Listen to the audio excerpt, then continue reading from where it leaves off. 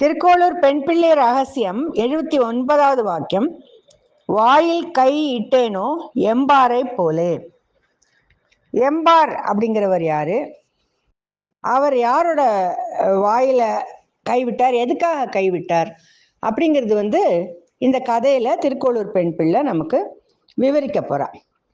எம்பார்ங்கிறவர் ஸ்ரீ ராமானுஜரோட உறவினர் தான்.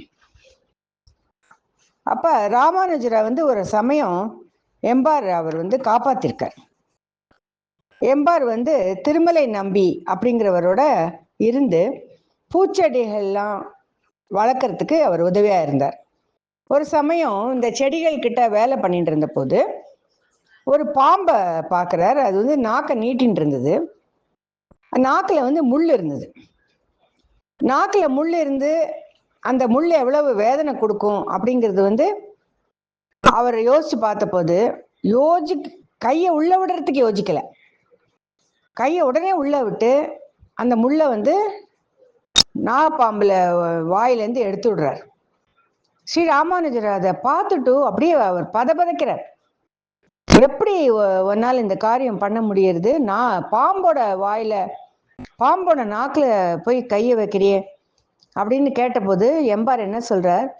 ஒரு வைஷ்ணவன் அப்படின்னா அவனுக்கு இருக்க வேண்டிய முதல் குணமே தர்மமே மனித நேயம்தான் அப்படின்னு எம்பார் அதுக்கு விட கொடுக்குறார்.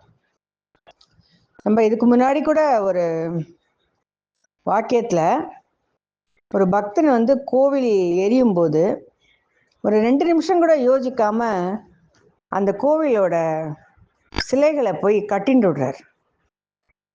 நெருப்பு இவர்கிட்ட வருது, இவர் எரிஞ்சு போயிடுவார்னு தெரியும், அப்ப கூட அந்த சிலையை காப்பாற்றணும் அவ்வளவுதான் அப்படிங்கிறது அவரோட நோக்கமா இருந்தது. இந்த மாதிரி ஒவ்வொரு வாக்கியமுமே இவாளெல்லாம் யோசிக்க கூட இல்லை. இந்த வாக்கியத்துல வரக்கூடிய கதாபாத்திரங்கள்லாம் யோசிக்கவே இல்லை.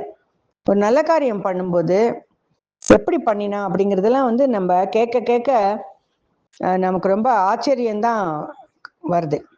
இப்ப திருக்கோளூர் பெண் பிள்ளை இந்த கதையை சொல்லிட்டு என்ன சொல்ற அப்படின்னா, நான் என்ன எம்பார் மாதிரி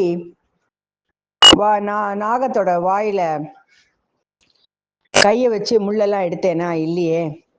அதனால நான் திருக்கோளூரை விட்டு வேற ஊருக்கு போறேன் அப்படின்னு சொல்ற மாதிரி இந்த கதையை முடிக்கிறான்.